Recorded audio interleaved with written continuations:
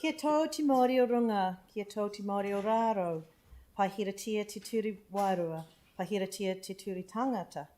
He pauarahi I a tātou e tēnei wā. Kia tika te whakaaro, kia tika te kupu. Tihei Māori ora. Welcome everyone. So we'll kick away the meeting, and we have apologies from Councillor Scandrett and Councillor Templeton this morning, I'd like to move those. Do I have a seconder? No? I didn't know. Yeah. Sorry, James. Sorry, he notified That's all right. before Christmas that he wouldn't be here. Oh, okay. Until the annual general meeting. Righto, we'll put him in. So I've moved. Phil seconded. All those in favour say aye. Aye. Against, that's carried. And we've got Jake, Catherine and Celeste on Zoom. Declarations of interest, please be vigilant if you have any, let us know. Confirmation of previous minutes, do I have a mover? Andrew, seconded by Sam. I'll put that, all those in favour say aye. Against, that's carried. There's no public forum, no deputations today and no petitions, so it takes us to item 7, which is the Selwyn Waihora Zone Committee minutes. Do I have a mover for those? Anne, would you like to? And seconded by Andrew. Any discussion on that? Any questions? I'll put that. All those in favour say aye. Aye. Opposed? That's carried. I'd just like to highlight the great work they're doing there with the riparian protection and enhancement projects, and especially on the Waikirikiri River, the Selwyn River, and all the collaborative work. They're all working together. Enviro Schools, Fish and Game, Water and Wildlife Habitat Trust, the Selwyn Council, ECAN, even Sinlay, and also the fact I noted that they're pushing the Swimmerville Selwyn River project, and ECAN's looking at picking it up, so I think that's fantastic work. Okay, that takes us to item 8, which is the resource recovery report, and we've got Ross who's going to present that this morning. A really interesting report too. Welcome, Ross. So you'll talk us through this initially? Yeah, sure. And I've got Rowan Latham here. And Rowan. As well. Hi, Rowan. Cheers. So just some of the key issues in the report. I'll give you an update on the closed landfill remediation. First of all, Bexley. We have 3 zones that we're remediating there. The first 2 are completed and work has started on the 3rd zone. The zone itself is in the report, the breakdown, so that the 2 most exposed areas have now, the work has been completed. Le Bons Bay, this one's turned out to be quite challenging, but it's progressing well. We have removed 4,000 tonnes to date of material. We obviously had a bit of a hold up with the weather conditions, the heavy rain event that we had over there in December.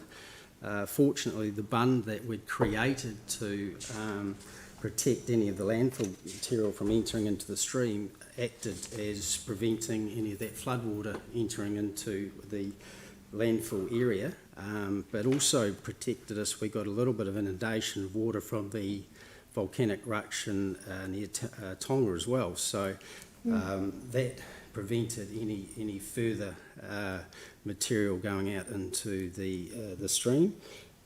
We attempted to see what we could recover out of the landfill, so we had about 25 tonne of metal that we were looking to recycle. We had tests done on that material. It was heavily contaminated with asbestos, so we were unable to recover that or recycle that. The cost involved in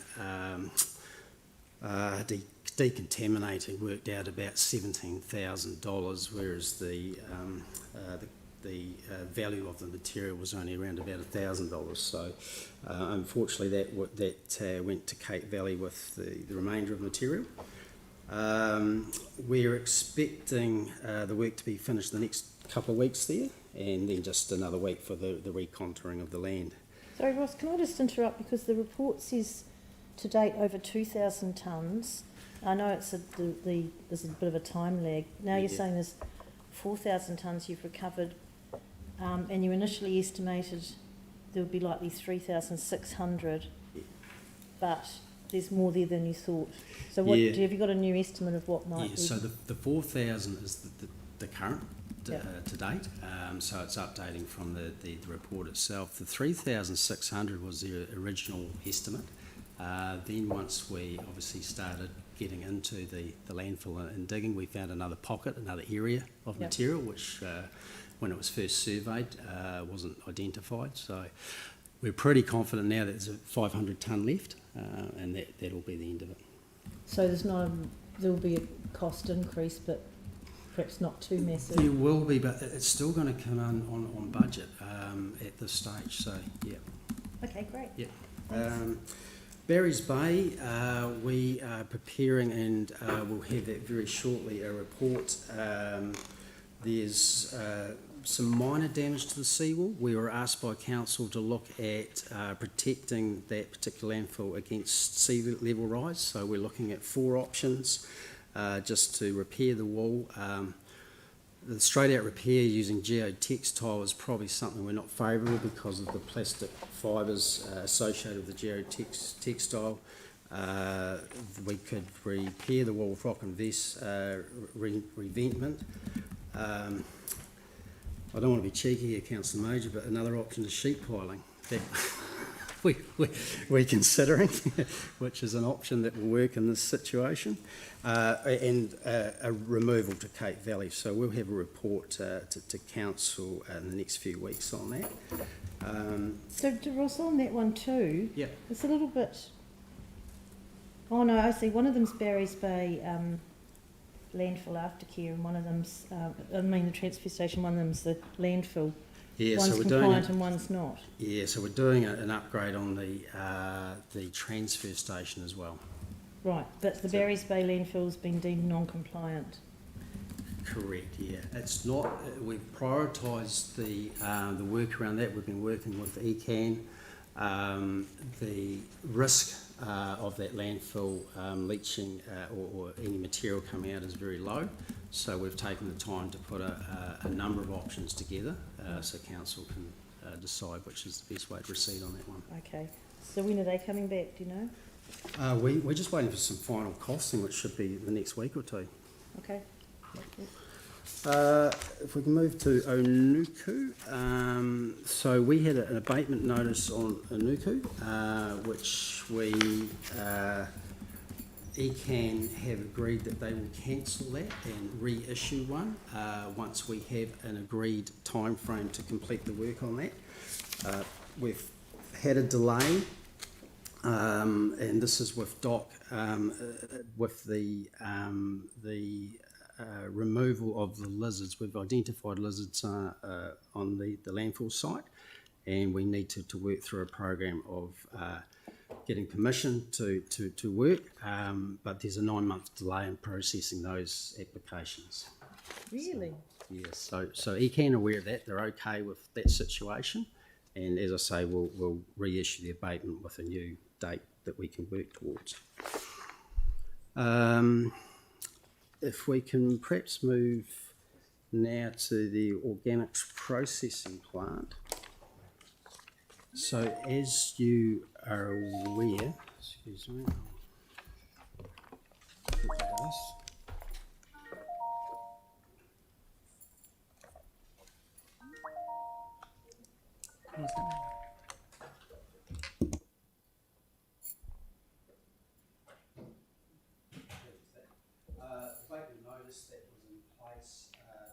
So your microphone's not on.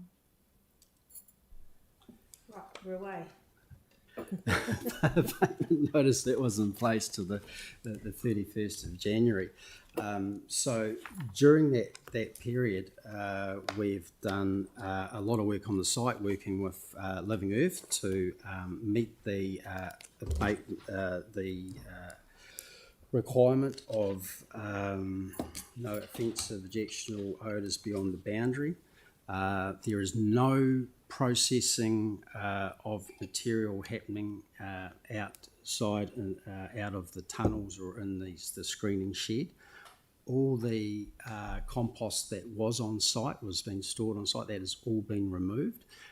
So that went out to some of their sales markets, but the majority went to the wastewater treatment plant. So it's all gone. There's none left on site. None left. Great. What is left on site is from the screening process. There is what they call the overs or the tailings. So it's a larger, how would you describe a fraction. So it's quite the porosities quite chunky. So we don't see that as being problematic. What we did is get PDP to do an assessment of the tailings that were left on site. They completed that the last week of January and determined that there was not a source of offensive and objectionable odours beyond the boundary. We are no longer accepting green waste into the site, so the only processing that is happening of material through the tunnels is the curbside organics coming through. So this is now the new operation. And the way the operation is working now is the material is coming in, processed through the tunnels. There's a probiotic which is added, which assists in the maturity of the compost in a quicker time. From the tunnels, it is taken to the screening sheds where it's screened immediately. The finished compost will be removed from site within 2 days, and the remaining is the tailings, which then goes back into the process to assist with the making of more compost. We have had some feedback from ECAN just via email from a visit they did last Friday. And the feedback that we've had from there is that what has been done on site is favourable, is their words. So what we're now waiting is the feedback from them on the abatement notice officially, if we've complied with the abatement notice. So can you say that again? The feedback you've had from them is that the odour is, what did you say about favourable? Yeah, they did a site visit on Friday, and the feedback from ECAN is that it is looking favourable from what they've seen. Having said that, there was we didn't have any non-compliances issued in January, but there was a non-compliance issued in February. So that is obviously not favourable, but they're still yet to make a decision on whether we've achieved the conditions of the abatement notice. Right. Okay. Is there anything, I'll let Ross finish the organics plant, and then I'll go to questions. Is there anything else on the organics plant? No, that's where we're at. That's really from this point on. We're just waiting to get that confirmation from ECAN that we're compliant, or if there's more work that we need to do to find out what that is. Okay. As I say, the independent assessment we got in from PDP confirmed that there was no offensive objectionable odours beyond the boundary. Right. Okay. That was. Right. Yeah. Yanni, you have a question? It's really around because up until the end of January we didn't have any non-compliances, but I find it quite concerning that we've done all that work and we still got a notice of non-compliance. And I went past last night and it was reeking like really bad. So do you have any sense of what's causing the offensive and objectionable odours now that we've done all that work and we're still getting a notice of non-compliance? And last night was pretty bad as well. So Oh, you can. Like people that live in the area and are used to that odour, it's very distinct. Like there's two different types. You can quite clearly tell which is which. So we're working now with Environment Cannery, PDP, and to understand what, if there is the odour from there, what that is and what more we can be doing about it. But yes, I agree that we've done a lot of work, and disappointing that, you know, we did have a notice of non-compliance. However, there's still that decision to be made whether the work that we've done is seen to be meeting that abatement notice. Right, I appreciate the kind of legal aspects of it. From a community point of view, when we're getting notices of non-compliance outside of the abatement period, it looks like we haven't achieved what we were trying to. So have you had any feedback from Living Earth as to why we had a notice of non-compliance, or did ECAN give any idea about why we got a notice of non-compliance? No, and the confusing thing is that when the independent assessment was done, the activity, the work that was happening on site was exactly the same as when ECAN was there. So we're not sure, you know, and this is why we need to work to understand if, one, it is the site that's causing the odour, and two, what more can be done. Right. Okay. Have we got some comms going out? I noticed there hasn't been any updates for a while. Just looking at the... Yeah, there was an update 2 weeks ago. Yeah. Has it been put on our website? Yes. It has. Okay. Cool. 30th of January. Yeah, it just didn't... And we will be providing an update to councillors. We're waiting for the decision on ECAN so we can provide an update. So there's a memo ready to come to you once we have that final assessment from them. Right, okay. Cool. Okay. Thanks. Jimmy, you had a question? Oh, yeah. You mentioned earlier the ECAN, you know, even have to review all those the kind of clear site or maturing compost store outside this organic processing plant. But why the ECAN mention still not yet make decision whether approve their agree all those one, you know, can meet their requirement of the abatement notice. What's the reason? I don't know. Yeah, we try to understand how their process works, and obviously we've been in a lot of communication with them. The notice itself wasn't to have all the finished compost removed. The abatement notice is to have no offensive objectionable odours beyond the boundaries. So they need time to assess that over a period of time after that abatement notice date, because we were really hopeful we could advise prior to that date that yes, we're fully compliant, and they agree with, you know, that there is no offensive objectionable odours. So they're going to work through over the next week or so, and then give us a decision from there. Okay, so thank you. Second is you mentioned the office working together with the supply developer option study for the future site, you know, as possible, you know, seeking a broader range option. But I'm not sure whether still focus on the sites within our boundaries, actual city, or it's a Canterbury area. Yeah, look, we are looking wider, definitely. We're looking for potential regional solutions, and there will be a report coming to council on those findings. That's currently being worked through. We have an independent consultant working through that, and there'll be a report coming to council. Hopefully March.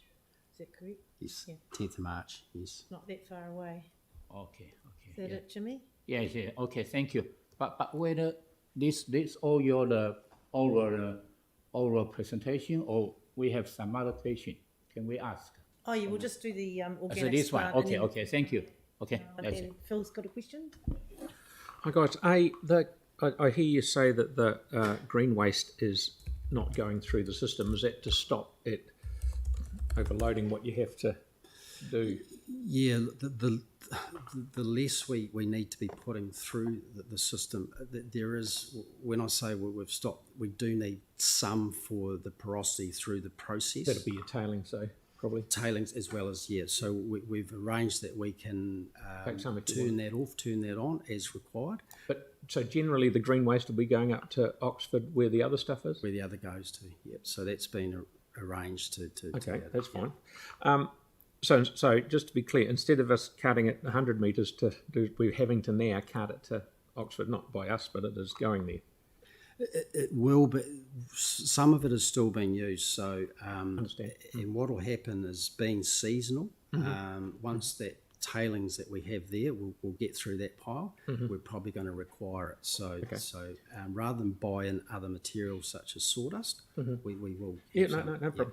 Now, the only other thing is the screening. Now, being down there and seeing how it works, it's the green bins are coming in, it's going through the shredder and into the vessels and getting done. When it comes out of there, where is it getting screened? In the hall or over where the screen is? Screening shed. Yep. So I'm just asking, do we think that because the stuff that comes out of the vessels to get screened, when Jane and I went down there, that was the stuff that was quite juicy, for want of a better word. Should we perhaps put that screen out of the screening shed in the big hall, so that at least all the screening is done in a vacuum environment, so it goes through the biofilter? The screening of it is stirring it up in the air, because the screening shed is not connected to the biofilter, is it? It's got its own biofilter. Oh, it has? Yes. Yeah. So, however, that's a further mitigation that we can look at if it's deemed that that is a problematic area. And you're right, that is the highest risk of the operation, is taking it. With the current new operation, is taking it from the tunnels into that screening shed. Yeah. However, with the adding of the probiotics, the Seawall testing that's been done is it's very stable. So it's not how it used to be. But once again, this is working through with ECAN and understanding, if there is a problem there, what more can we do to mitigate it? So potentially, yes, having a screening operation in that tunnel area, if we need to. I can't quite remember. Is there enough room in the big hall to put the screen in as well? They're looking at a mobile screen, so they'd need that receiving area operational during the day for the curbside organic trucks. Yeah. But then potentially having a screen go in there at night and screening. But then that material that's screened still has to go outside and sit before it can be transported. Oh, you can't put it straight on truck and take it instantly? No. You might have weather conditions. You might have they might be screening it at night. There's those variables that will restrict that. Yeah. Thank you. Sounds like you're exploring all options there, Ross. Yeah, there's a lot of work going into it. Living Earth has been very, very helpful. And what we've said to ECAN, look, if we haven't got it right, let us know what more we need to do so we can achieve it. Because obviously the longer term option, whatever that may be, is going to take some time. So we need to be able to operate without causing any adverse effects. That's right. What about the number of complaints? Have they dropped off? All I've seen is the non-compliances, and as I said, we've had none through. I know there's a lot of complaints for the wastewater treatment plant, which seems to be dominating the complaints. But no non-compliances for. And there's January. no chance that odour from what we're spreading at the plant could be, drifting across to the residents, is there? No, look, I've been out there a couple of times. We've also had some testing done on that as well. And no, once it's actually been put out and we're spreading it, so it's a uniform 300 ml layer. Yeah. It forms like a crust on top, which basically seals in any potential odours. Right. Okay. So the only risk is that actual time when it is being potentially spread. Yeah. Yanni, you've got another question? Yeah, thanks. I was just going to check when the next update's due to go out, and whether we're going to,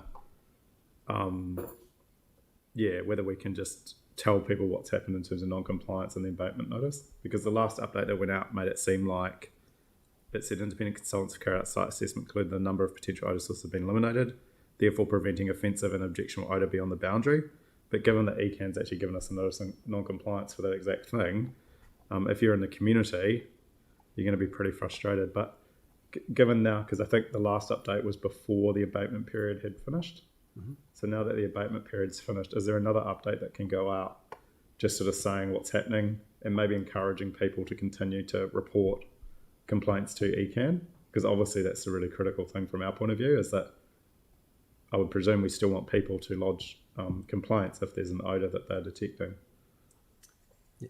Yeah, absolutely. I mean, I think the most important thing there is to wait until we've had ECAN's determination in terms of regulatory compliance. Then we're in a position to communicate with the community. We do have a community meeting next Tuesday, so we'll be discussing that at the meeting as well. But like, can you see from the community's point of view, you had 3 months, we failed. You've had a year, we failed. We've made some improvement, a lot of improvement, in the year. That's absolutely true. But we still are non-compliant. So surely telling people that, rather than just sort of having a communication that goes out that makes it seem like the problem's been solved, when clearly it hasn't. Otherwise we wouldn't have had a notice of non-compliance. Well, that is at an appointed time. Right, it's not a continuum, is it? And we were looking at with the newsletters going out, if once we got into a compliant situation, reducing those newsletters. But I wouldn't. Yeah, in a month's time, yes, we could put out another, but we couldn't really look at a 2-3 weekly. Right, Lynette, Yeah. I was going to say that the notice that was put out at that point in time with our best knowledge and our best information that we had at that time. So it was what we understood and where we were at that point in time. What we didn't know is what was going to happen in the future. So we will be looking to communicate with the community as we need to, but what we're trying to do is have some information to communicate with them. We know there's been a non-compliance issued, but we don't understand the detail around that. So let us get that information and then communicate with the community. Right. And then, but the other key message that should be going out, which would be nice to see in our communications, is how do people report the odour if it's objectionable? How do they report? It's changed. Yeah. So that's all still there. It's not. It says to contact the council for project information. It doesn't say anything about reporting the odour if you're still noticing it. There's nothing that says that. Well, It's a function of ECAN, of the regulatory compliance. and the ability to report it is still there, and that process hasn't changed. So what we can do is reconfirm that, but nothing's changed from what happened before that. But we thought we were at this point where we were okay. So that was the best information we put out at that time. No, I'm not and you as councillors got it ahead of the community getting it. Which is really good that we've sent that update. All I'm saying is now I've got the unfortunate situation of having to explain to people in my community how after a year we've got a notice of non-compliance. So clearly, the key message should be we've made a lot of improvements. We have had a notice of non-compliance. We would still encourage people to continue reporting. Okay. Which we'll do with the community next week at the meeting. Yeah. Yep. So that's all happening. Cool. So we're trying to say to you today, you don't have to explain it to them. We are and we will, and you can point them back to the project team. Phil. And maybe, sorry, maybe just thinking about that, maybe we should put out a joint, like at the start, this was a joint odour monitoring project with ECAN. Are we able to put out a joint communication from ECAN now that the abatement sort of period's finished? Ross has said to you at the beginning of this meeting that we are working with ECAN to understand what the rest of the process is and how they're dealing with that abatement process. Until we've got that information, we can't say anything jointly with ECAN because we don't have anything to say. So we are trying to get that across the line as quickly as we can so that we can tell all of that information to you and the community. Yeah, okay, cool. Hey, Ross, I don't know if you can, but is there anything you can tell the meeting about how things are going with the consultant with moving the plant? We can probably, as much as we we can tell them where the process is at, and as we've done previously. And look, until the report goes to the council on the 10th of March, and once we have some information, then we can communicate that. Okay, so it's in motion. Yeah, thank you. So it's in the report. Consultancy firm Jacobs currently developing the investigation and feasibility assessment. It will consider a broader range of options within the parameters of the council resolution as possible to ensure no practicable alternative is overlooked. These options will then be assessed via a multi-criteria analysis to identify the preferred options. So it's a big piece of work, particularly developing that analysis. So time is of the essence now, isn't it? Yeah, there's a lot of people doing a lot of hours to get that over the line, and making sure that we have looked at as many options as possible, given the expenditure that could be involved with the decision. Okay, is that all on the organics plant? Ross, I've got a question on the last page on the landfill gas and the fact that we're underutilising it, and so we're flaring it off. This is obviously from Burwood. Correct. Yeah. So why can't we use it all? Why can't we use it? Yeah, so look, there's various users of the gas. So we have the wastewater treatment plant, we have the art gallery, we have Civic here. I understand, but I don't know any detail, that we have the Trigen here, which if it's not being used, then that requirement, because we don't have that requirement, there's no draw of the gas off the plant, so we just have to flare that gas. So just to comment that we have gas available that's being produced from the landfill, but it's not being fully utilised. So I have brought that to the attention of facilities, just to ask as to if there was any issues with the Trigen, is because we did have the excess gas that was just being flared off. So are we not using the Trigen? At that point in time, no. So that may have changed. I'd have to check with facilities again. Get an answer to that question. What's happening with that? Because we should be using it if we can. It's supposed to be used in the building, isn't it? Yeah. We're not using that, or we're using electricity. Diesel, which is, I think we've got plenty of downstairs. Oh, sorry. And sort of wonder why we didn't hook to it, isn't it? Maybe Yeah, look, it is there, it is available. It's one of our KPIs to have it available 99% of the time. But isn't it running out or not? Look, over time it will, but we have invested over recent years putting new wells down, and they are yielding good gas. So yeah, it's there to be utilised. Phil, have you got an idea or something? No. Oh, good, no. that's okay then. Sorry. Yeah.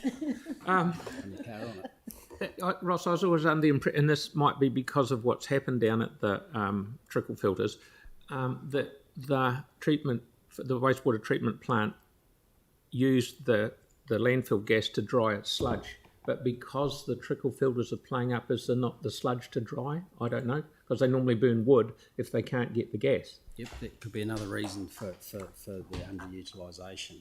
Back when the report was done, it was that we weren't utilising it here at Civic. So because they do use it, don't they? they do. Yeah. Yep. Okay. Thank you. So they're obviously using as much as they can at the moment.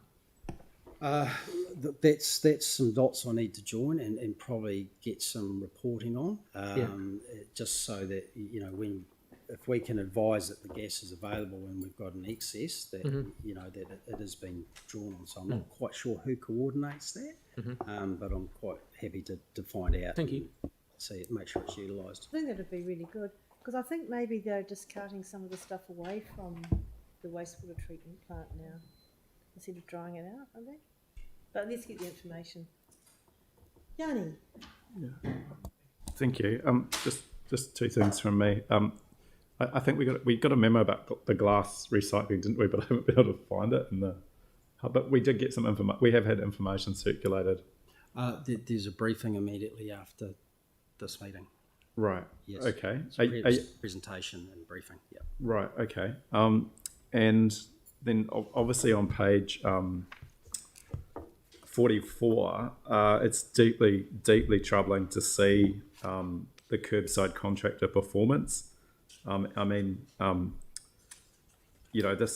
The audit identified 45% of the collection fleet of chevrons were in poor or average condition and needed improvement.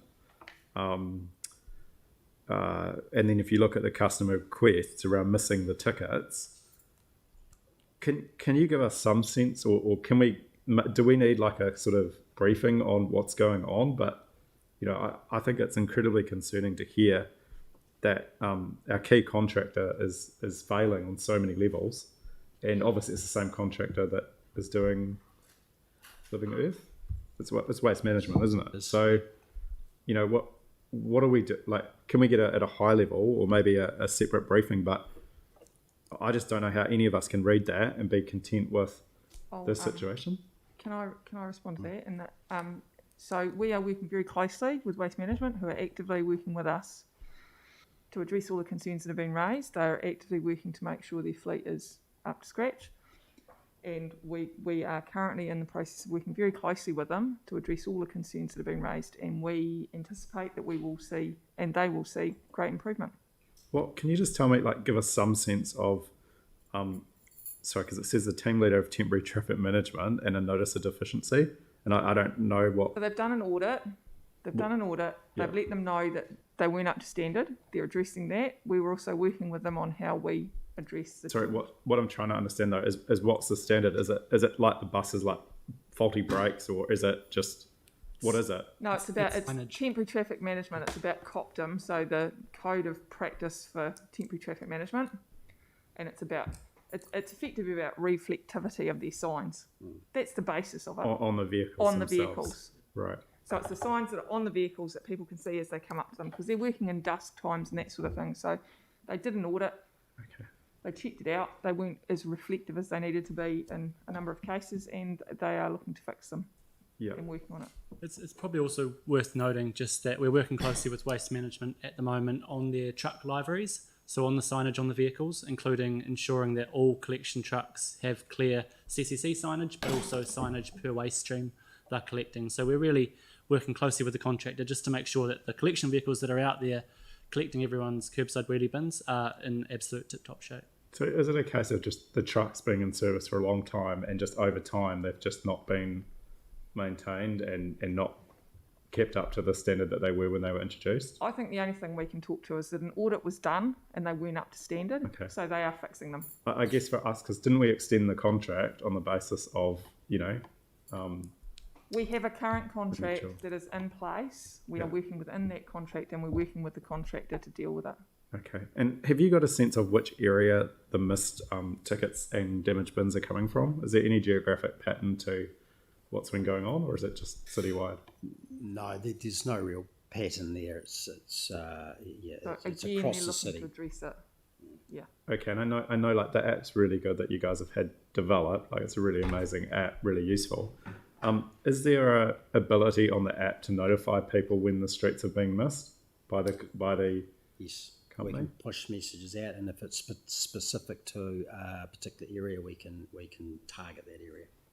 Right. Okay. Cool. And sorry, just the final thing, which is just someone raised with me, but is there a printout that we have for people where their collection, what collection happens when? So for people that don't have access to the app or smart technology or the internet, is there an ability for people to get a printout of when their collection days are for what bins?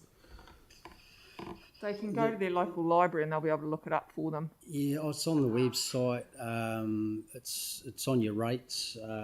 It's available a lot of places. Yeah. Yeah. So usually. Just look at what else is out. Yeah. Did we? What she said. Bring those out every week. Yeah. Did we do it in the past? Because someone just raised with me like something we might have done in the past. What their neighbours are putting out. Yeah, but if the first Historically person gets it there wrong, was, the whole but street gets it wrong. yeah, cost associated with that. There was fridge magnets and all that. So yeah, with available online, Okay. the cheapest way of getting that messaging out. Sorry, I just missed that because the mayor was talking. So, historically, yes, but there's a cost for printed material and Cost prohibitive. yeah, so it's via electronically. We've got that information out there, but it is on the rates and library. Cool. Thanks. Phil and then Anne. So, thanks, guys. So, there's every month there's roughly 3,500 people ring up about something wrong with the curbside thing, and 65% of those are resulting from missed bin collections. That's probably 2,000 odd phone calls a month that our guys get, that they've got better things to do than answer the phone for that. Would that be And fair? that's what we're working on. Yeah. Okay. Now, I looked at this last year, and I did a little bit of homework, and one of the reasons that there's a lot of things happening in the industry at the moment, getting drivers is not easy. Bus drivers got the same problem, but one of the problems is that the waste management trucks go to, and I'll just pick on Parkhouse Road for example. They go to Parkhouse Road and they have to be dumped off and empty by, say, 4:15 at night. If they were allowed to cart for an extra 2 hours a day, they wouldn't miss any, because once they get to a certain time, their truck's got to be empty and that's it. They're not allowed to do any more. Now, at Parkhouse Road, right next to Parkhouse Road transfer station where we have to dump the red bins, Waste Management have got their own private transfer station. Has anyone given any thought to Waste Management going into their own transfer station, which runs 24/7, and dumping the red bins in there, which they're allowed to do? Because I'm under the impression that their contract says they have to dump it at Eco Central and not their one. And the homework that I did last year said if they dumped it at their one and not Eco Central, it would be $1.2 million cheaper to us every year. Have we given any thought to going to Waste Management's own? We're currently working through all the options with Waste Management on this and Because- looking for a solution that is cost effective for us and for them. So what I'm getting at is, are we working on We're looking at all the them options. using their own? We're looking at all the options. Okay, thank you. Hopefully, we're not paying for it. Thanks, Phil. Okay, is there anything else Yes. you wanted to highlight in the report?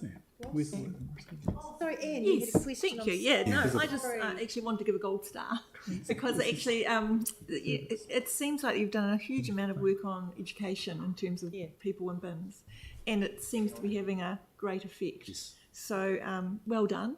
And I was interested in how you got the information into the school newsletters and things like that, because that's an excellent way of getting information out. Was that how did that happen? Familiar with that one, right? Just the comms team, I guess. Yeah, it'll either be through our communications team or through the Learning Through Action program. which we Well, support. it's a really great idea, because one of the challenges is we've heard getting information to people. So that's an excellent on-the-ground type way of getting people aware of things. So well done. Thank you for the feedback. We'll pass that on to the team. Yeah. I also noted the university skip day. And was that a first for them? Or have they done it before? It might have been done years ago under a different format. Pretty much.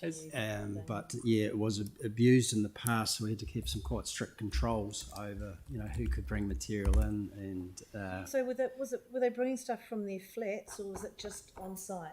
It was flat clear. So effectively, the university, the university have run it for a couple of years, and I believe they approached council about some support, and obviously trying to help divert those, good quality materials that have survived the university year, and to funnel those through the eco shop. So Eco Central, our contractor for the eco shop, and the eco drops worked with the University of Canterbury to run those skip days, and had dedicated skips for the collection of reusable materials. Well, that's amazing. It really is. Just shows you what you can do when you join up. And I noticed too that the yellow bin contamination is continuing to decrease. And even though you've said it was an average 89%, you actually did achieve 93% in August, September. Yeah. Which is brilliant. Yeah, look, it's been great with the comms and the audit team and the work that's been done to bring those levels back down. We're not letting up on the gas on that because, of course, with people working from home, that puts more pressure on the curbside services. Again, we'll be presenting next week too about some of those services and looking at the delivery of those. There'll be a briefing next week on that. Excellent. Right, if there are any other questions on Ross's report? Oh, Jimmy. One question on, Oh, I'm not sure, on page 39, you particularly mentioned this through the education cycle in the bin removal. I'm not sure this bar chart, for instance, like October 21, November to December. I compare this one, but why the bins, the removal more, however, the converted recycle also down, should be increased. Why down? This trend, I'm not sure.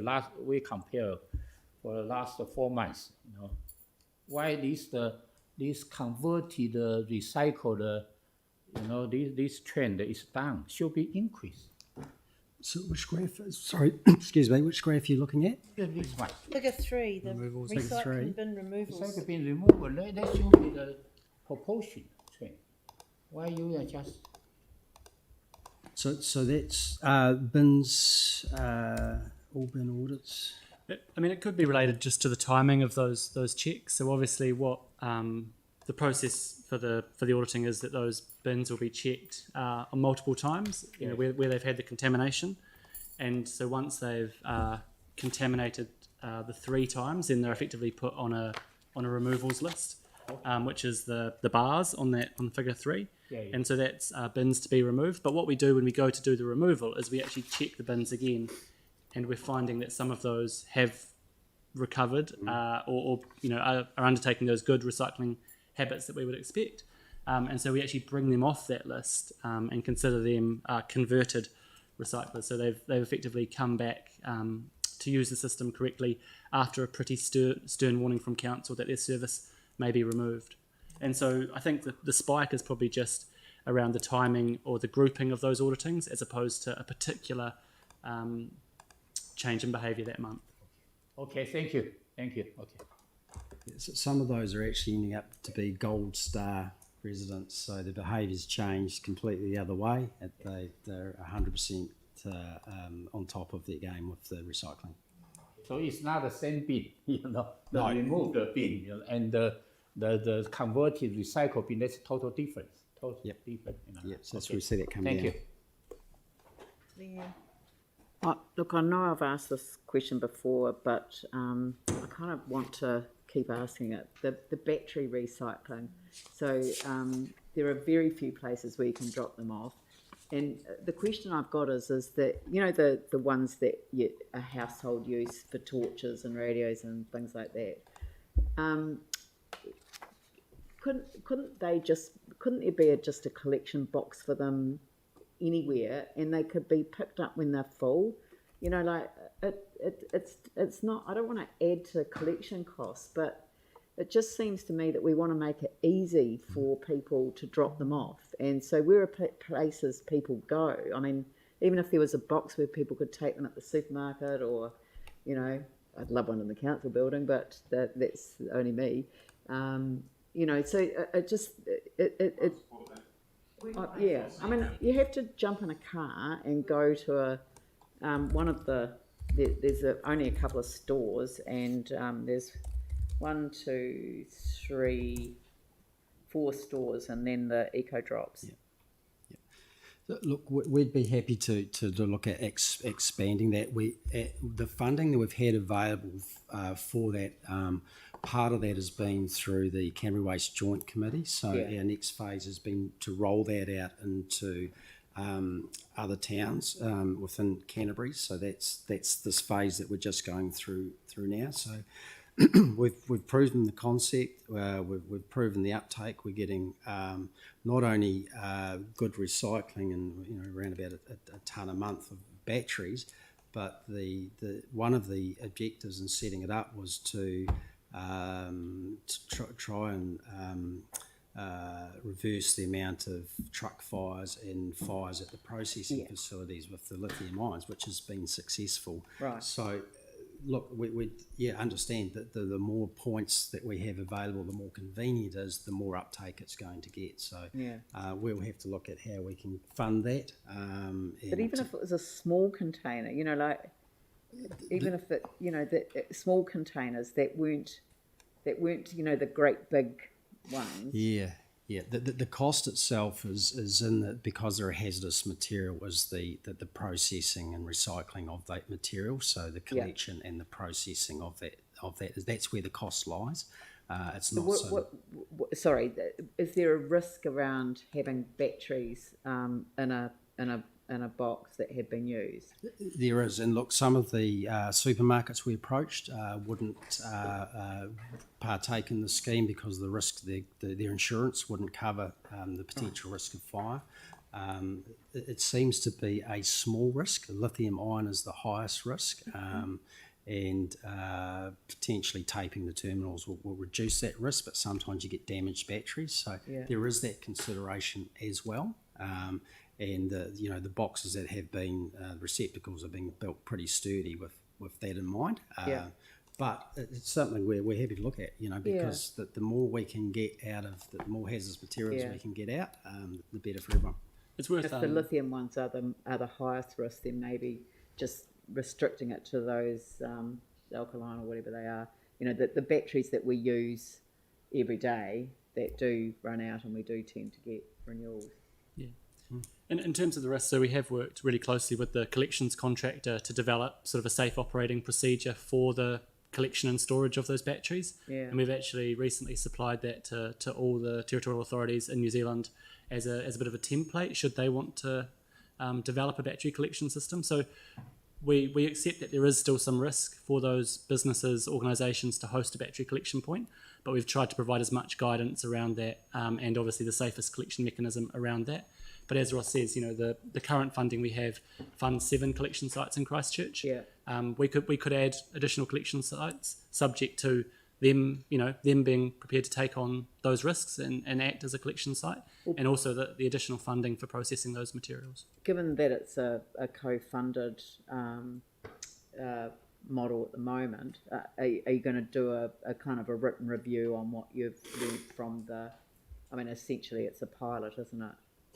Yes, exactly, and that's part of the current phase, which we've received funding from the Ministry for the Environment, and that's for expanding it to a region-wide collection model. So we've got a municipal, a city collection, and now we're looking at those rural collection points as well.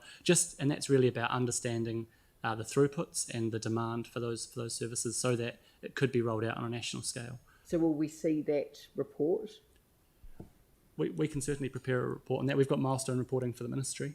That would be quite good, just to an have update, just an update for us, so that we can see what it's achieved. And I just think it's fabulous. So I'm not being critical. I want more of it, because it's just so convenient for people not to put. We want to make it convenient for people not to put them in the red bins.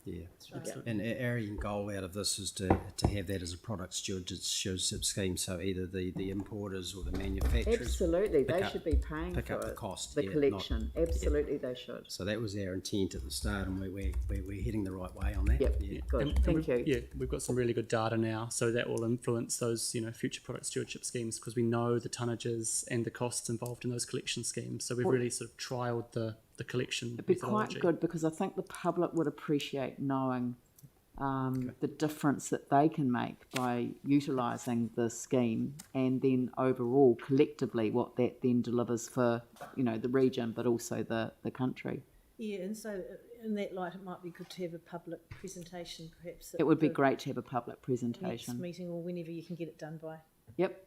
So how long have you been running the pilot? It's over 2 years now. Right. Nearly 3, I think. Nearly We're in 3. the third year. Yep. If you could do that for us, that'd be wonderful. And I just have one last little question on the compliance and quality assurance. The lost time injuries in the wastewater area is really high, isn't it? 51.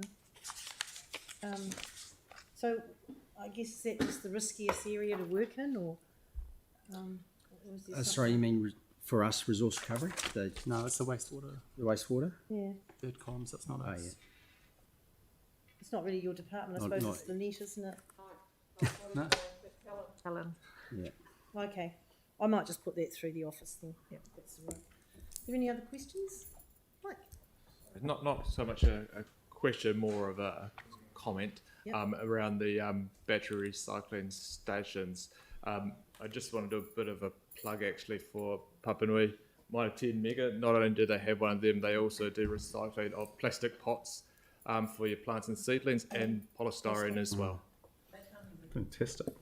And I think Yeah, well, it's really that's it. good that we do plug the businesses that are getting on board with these environmental projects. Yeah, it's really, We've recently released an update out to the community. I believe it's on our website, which describes all of those local recycling and resource recovery programs. So exactly Which is pretty cool. for that purpose, to connect the dots for people of where you can take things like old plant pots or polystyrene. great. All on our Toothpaste website. tubes. Yeah, all on our website.